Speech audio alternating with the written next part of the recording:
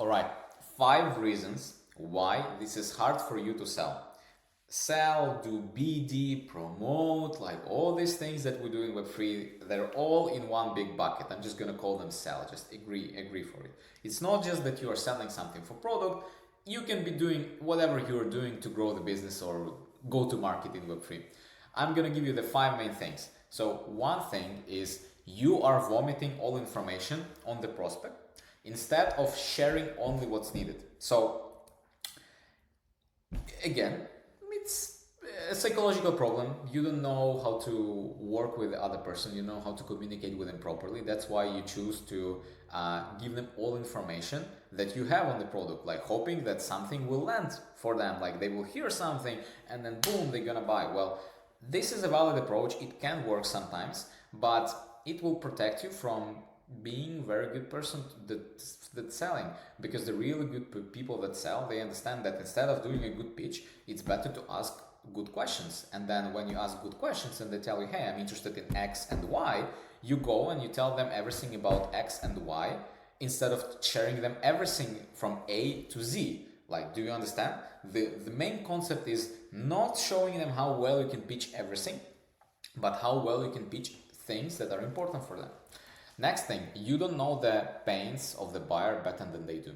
I did a video about this on the channel. I think it's called, I don't even remember how it's called. It was like when you can use the ChatGPT and you can understand the pains of your buyer, of your prospects, of different personas. That's important, because when you're crafting those questions, you want to be seen as the professional, and the professional typically like a doctor. And doctor typically knows the disease better than the patient. Very simple. If you don't know the pain of your buyer, that your solution solves better than they do, if you don't know consequences, well, probably you're not going to be able to ask good questions or be very targeted or straightforward. Next thing is you don't have a skill of asking good questions. Again, it's tied to the second one, because you don't know the pain, then you don't know how to ask the good questions, you don't know what they really care about, because the good question is revealing the pain, is giving you additional information, it's giving you additional bullets to go and work with that prospect.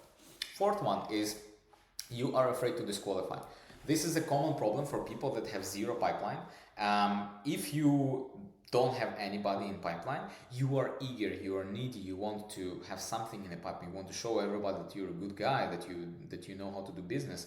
So you go and you are looking how the prospect will be telling you a lot of things, and you're only selecting those things that you really like, and you will tell, okay, well, they're qualified because X, Y, and Z, and you're completely neglecting all those bad things that they showed you, all those small signals that showed you that they're not going to be a good buyer.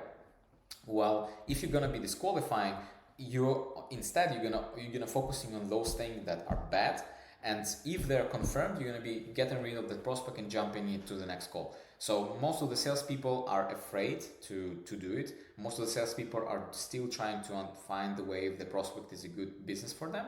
Well, the best salespeople are looking why they should not be working with, because if you don't find the reason why they should not be working for you, then the customer will buy, like they will become a customer very quickly. If you do find, well, then you can work it out with them if it's really a problem or not. And if it really is a problem, then you can just openly tell them that, hey, my friend, based on everything that you said, I don't think you're going to be a good fit for us because XYZ. Do you agree? And they say yes. Great, goodbye. Like you move on to the next call, instead of hoping that, yeah, maybe I can sell to them and blah, blah, blah. I mean, it's time is the most important thing that you guys should be thinking about.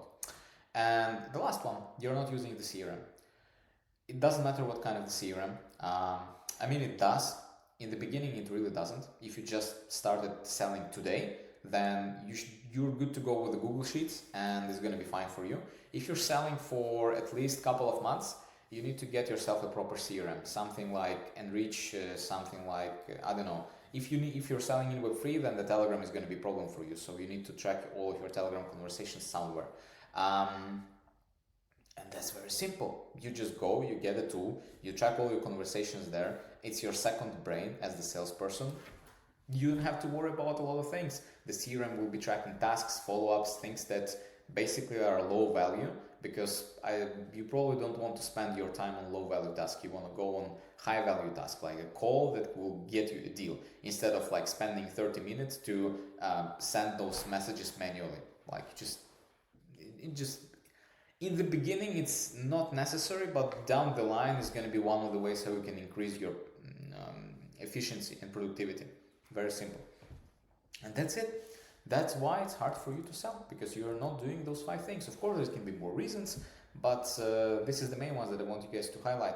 If you see any of these problems that you are having, join our Web3 Sales Gym community. The link is going to be down below. Or you see if your team is doing the same thing. Like if you find this problem in your team, find my contact down below, send me a message, and we can talk about how to fix it. My name is Nikolai. This is Web3 Sales Gym. Love you guys. See you in the next video. Bye bye.